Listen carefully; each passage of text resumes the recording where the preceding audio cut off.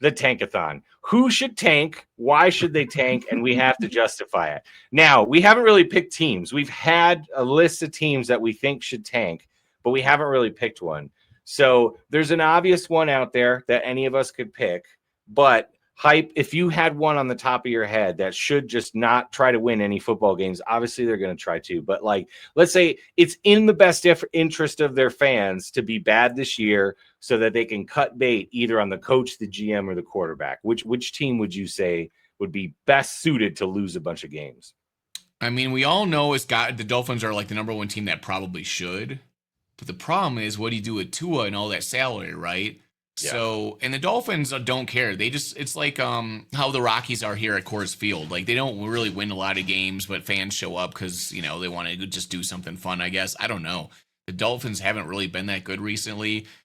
But, like, if I'm the Dolphins and I see Tua throw the ball like he's a junior college quarterback with a weak arm, I'm just like, I don't know how, like, even though he's a lot of money to cut him or to get rid of him, you're not going to win games with him. You just aren't. It's over with. Like, his career is just doing this. And when he throws a sideline pass, bro, it's a 50-50 chance that thing's getting picked or going out of bounds. Like, it just looks bad. It's a wobbling duck out there looking like it's thrown by a little child. So, and then he has no offensive line. Like, are you going to do anything with this all year? I mean, you're just not. They played their hearts out against the Bills and played like a pretty good game. And it looks like the Bills could have, like, didn't even have to try against them, really. I mean, I just don't think they have a shot. I think they need, and maybe they keep Mikey as their, McMaster Mike as Mikey as their quarterback, and keep going with that. I don't know, because he's like an offensive genius guy. But I think you're gonna have to tank for draft picks. And even if you don't get rid of Tua right now, you need to draft a quarterback right now to replace him eventually. Like, you just have to. I agree with that, man. Honestly, I think their GM has done them dirty. They've got some of the worst contracts. They've got the third highest cap number next year already. And Tua's contract is just, you can't get rid of him. It's a $99 dead cap hit next year, and then it's $30 million the year after that. So this is why I agree with you to draft a quarterback this year. If you're high enough in the draft and you see a quarterback, you can have him sit or you can have him compete with Tua.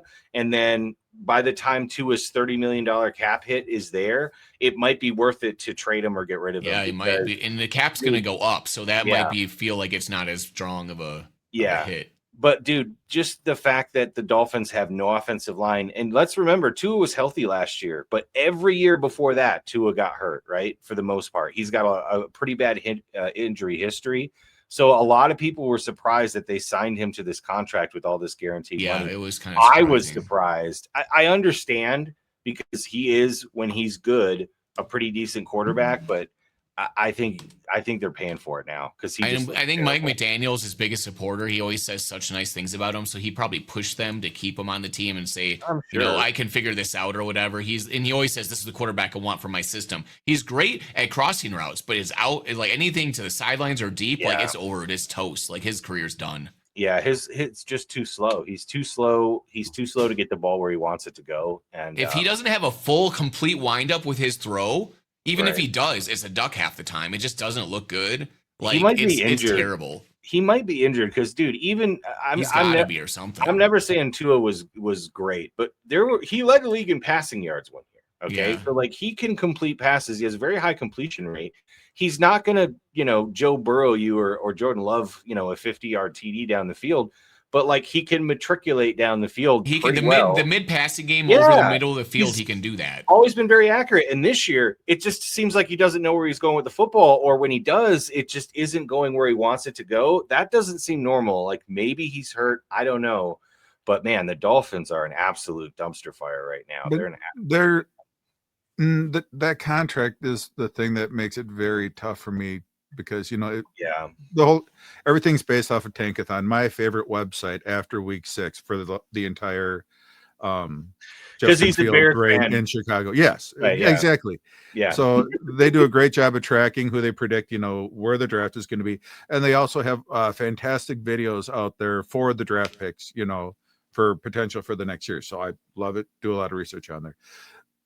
But when you think about Tua being tied to that for the next, you can't cut him until 27. If you tank everything, you need a new GM, you need a new head coach, and you're telling them, oh, you're stuck with Tua. Are you really going to get a great head coach or a great offensive mind with them knowing that you're handcuffed to Tua for the next 2 years? Yeah, that's a good point. I wonder if McDaniels will be gone. I mean, unless the Dolphins go like 4-13, right? Let's say the Dolphins win 6 or 7 games. I kind of agree with you, Dave. Unless there's a great candidate out there, maybe you just ride McDaniel and Tua one more year before you fully cut bait. Because who's going to want to take that over with the terrible cap situation? Can't get rid of your quarterback. I mean, there's somebody that'll do it, but unless you just want to really tank and just put an interim coach, like harrow somebody on staff and just put them interim, and then just. Well, ask Jerry who his second candidate was for head coaches last year. Oh, who was it? I don't know. Who was it? Oh no, just because Jerry, like everyone else, took jobs everywhere else, and nobody wanted to go to Dallas. Yeah, exactly. But Jerry had the plan all along, and it's just like it's going to be that sort of a scenario where, you're not going to get a good head coach. It's a terrible situation. Nobody really wants to go there, and unfortunately, Mike McDaniels, you're a fantastic run coordinator.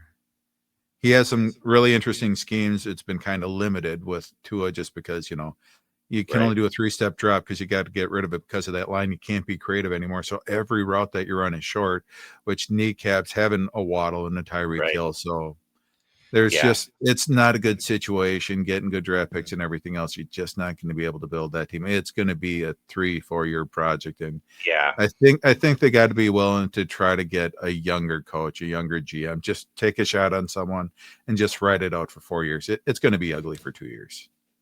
McDaniel is young though. He's like one of the youngest coaches in the NFL. Yeah. So, but does his personality lead men through tough situations? Sarcastic comments. Yeah, No, is that not really? Has there ever been a Dolphins coach that does that? Like, I don't know. It's Miami. Have you seen the before and after pictures of when McDaniel showed up there?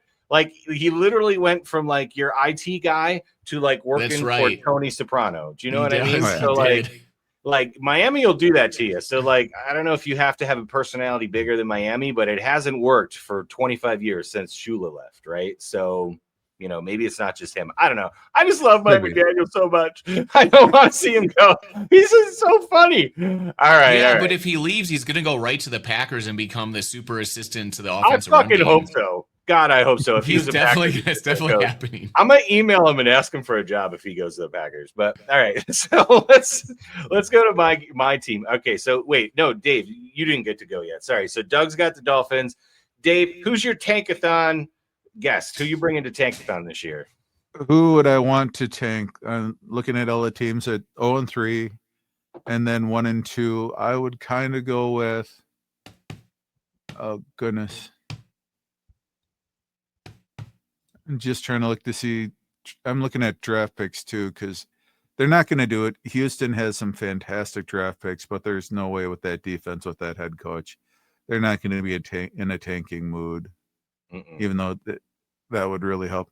They have a very wonderful set of draft picks next year from other teams as well. Yes, and they've got they can go get some tackle offensive linemen. Yeah, just that Tennessee, they went out and they got some offensive linemen. They need to get some more wide receivers. Alec Manura. Oh, goodness. You want to know something? Screw it. Cincinnati. Ooh, I like it. Tell me why. They're 2-1. Mm-hmm. But you're not going to get Joe Burrow back. You can. If you tank, then that gives you a better chance to get better offensive linemen, which is what you guys need. You have the questions at defense. I really do like that edge rusher that they got in the draft in the first round this year. Maybe they can work something with Hendrickson out, maybe not. But right now, fix that offensive line. Take care of your quarterback. He is worth every penny that you get. And without him, you're going to see what happens to the offense. This week, they're going to be playing against the Denver Broncos. And last year, or the last couple of times, Jamar Chase versus Patrick Surtain, 44 times in man coverage, because the Broncos use man coverage 43%. In the last 44 times in coverage, Jamar Chase has had 3 catches for 27 yards on 6 targets. So now you have a backup quarterback. You're going to see, okay, you have this one of the most electric wide receivers in the league, and he isn't going to be able to do much against it. Granted, nobody else really has a Patrick Surtain, but you're going to see he can't do it on his own. He can't do it with a mediocre quarterback. Do what you can to protect him, T. Higgins, and your quarterback. And it'll help Chase Brown too. The rushing attack is just pure garbage right now because they don't have any holes or nothing. They need to tank. They need to get the better offensive line. Just consolidate that. And, worry about defense later, but just. Right. Honestly, too, I think the worse they are by the time Burrow's ready to come back, the more they'll probably push it out, which is probably better for him long term. Because honestly, Dave, what you told me last time really surprised me is that like some guys have never come back or some guys have taken longer because it's like a lingering issue and it doesn't always go away. Like, I mean, look at what happened to Deion Sanders. His turf toe made him so he had to like cut his toes off or something. Yeah. So like, if I'm the Bengals, do I really want to risk Joe Burrow coming back to maybe make the playoffs or maybe finish with 8 or 9 wins again and lose him potentially forever for his career? Or do I want to maybe just let him sit this out for a good long while, get a better draft pick, get a tackle, get a guard? Because they've actually got a ton of cap space next year too. Even with those big contracts to the big 3, Higgins and Chase and Burrow, they've actually got a good amount of cap space next year. Some of these offensive linemen are coming off the books. So they could go out and kind of do like a whole refresh like the Bears did and just get a whole bunch of new guys in there, right, on 2 to 3 year contracts, draft a couple guys, get 5 or 6 new offensive linemen in there, and just kind of figure out who's going to work and actually have backups if any of them get hurt, and try again next year. Because I worry about Joe Burrow, dude. I worry about Joe Burrow so much. I'm literally thinking of trading him on my fantasy team because Joe Burrow's been my boy from the beginning of fantasy, right? And but he's hurt all the time, and I'm like, he's going to be the next Andrew Luck. I worry about that, dude. That's what I'm saying. So, like, should I cut bait now? Is what I'm thinking in our dynasty league. Like, somebody will give me a lot for Joe Burrow because when he's healthy, I'll give you a second-round draft pick. Nope. I'll give you a second round in Dak. And Dak. Put 2 more first in there, and I'll consider it. But 2 first. No. He's fantasy scorer number 3 last year, 3rd most fantasy points in the league, right? So like he's amazing when healthy, but like when is he healthy? It's really scary. So the Bengals need to invest in offensive line. If you're going to spend all the money on the wide receiver and the quarterback, you got to make sure they can actually play the games and get some offensive line. Is Joe Burrow the modern day Dan Marino, where he's just like can't make it to the Super Bowl because the team's not good enough, but he's got wide receivers and he's just getting tons of yards? It feels like Marino didn't really get hurt. Marino never had devastated like this because Marino. No, but he did have to wear like leg braces and stuff. Like, he was a broken man, Dave. He was messed up. He just played anyway because back in the 80s they just pumped you full of steroids and gave you a jolt and told you. And it was normal just to stand in the corner in the pocket and not move and just pass it because he could throw the ball really. Think about all the injuries Favre had playing the way he was. He was on painkillers for like 12 a day. He was saying 12 painkillers a day. Like the NFL is not like that anymore, man. Like if you're injured or hurt, like you're not just going to take a bunch of drugs. So Marino. I see the comparison, though, because Marino was just so talented throwing the ball, and he had 2 good wide receivers, but the rest of the team wasn't very good, and it does kind of feel similar to that. But, yeah, if Joe Burrow played in the 80s, they definitely would have just pumped his foot full of some drugs and told him. It would have been like, get back out there. Yeah, they absolutely would have. Yeah. Oh, yeah, that's how it was, man. It was like Friday Night Lights. All right, so let's go to mine. Okay. So I got a couple teams to pick from because I didn't actually pick yet, but I think I know who needs to have it happen. And it's weird because like he's not a terrible coach, but I just don't think he fits in New York, and that's Brian Daboll. He needs to go. Like he needs to go. I think the whole Giants front office needs to go. And I understand there's thoughts that the Giants have talent on their team, but I think the Giants need a reset because I don't know if Jackson Dart's going to be good or not. I don't mind them picking him where they did, right? And then signing a veteran quarterback so he doesn't have to start week 1. I thought that was pretty smart. Scattaboo, to me, is a 1.6 running back, which means he'll never be a starting running back, but he'll be a really, really good backup running back. but their offensive line is trash, and their defense, which has a lot of talent, has not looked good. And that's coaching. Like, they have a ton of talent on defense, and the coaching needs to go. So I honestly think they should get rid of their GM too and just start over. And because if I'm a prospective head coach, like say I was Ben Johnson last year, right, and I'm looking at teams that maybe would be interesting. Okay, you talk about the Dolphins, you talk about the Saints, you talk about, dude, maybe the Bengals, maybe even with Burrow getting hurt, maybe his job's on the line. Aaron Glenn just got the job at the Jets, and then you got Tennessee. Yes, they got Cam Ward, but the whole rest of that roster is pretty terrible. So the Giants roster is good. I feel like it not good in the sense of like a playoff team, but like for a terrible team, they have a good roster, is what I'm trying to say, right? And so if you go ahead, Dave. Yeah, so thedrawplay.com, very funny football comic out there. He discussed it this week. He's a Giants fan. And he discusses, he was a big proponent of firing Shane, firing Dable, get clear house. And then, he looked around. He's like, God damn, we do have talent. Nobody questions the talent. He is making good draft picks. He is making interesting trades, but no one develops. Nobody gets better when they're in the Giants. So he's getting the chess pieces on the board for you. So give him another 2-3 years. Just let him pick a different coach. Cause if there's no development of the talent, that's on the coaching, but he's getting the pieces there. So granted, I just didn't like I thought he's a putz on Hard Knocks, but when I, sat back and I thought about it, it made sense. So, getting rid of Saquon was pretty putsy. That was, the way how he handled that was very dumb. Yeah.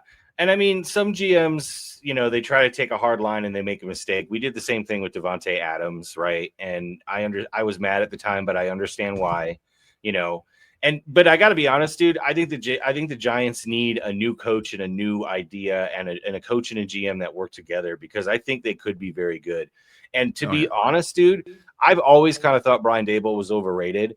And the fact that Daniel Jones looks like a completely different quarterback with Shane Steichen, like the second he leaves Daboll, just tells you what Daboll's capable of, which is not a lot. Daboll got that job because of Josh Allen, and it's time for him to go. I predicted he'd be fired after week 6, so it looks pretty good for me. Just saying. I think the Giants getting a top 5 draft pick, getting a good offensive lineman. Their defensive line is good. They got some decent linebackers. They could use a little bit more secondary help, but you can figure those things out. They need offensive line. They need a quarterback. Maybe it's Jackson Dart. Maybe it's not. But you bring in a new coach, and if that new coach can't make Jackson Dart work, if he doesn't work this year, then, that's not the end of the world. He was a first-round pick, but it was a late first-round pick, so you don't feel as attached to them. Very Kenny Pickett-like, right?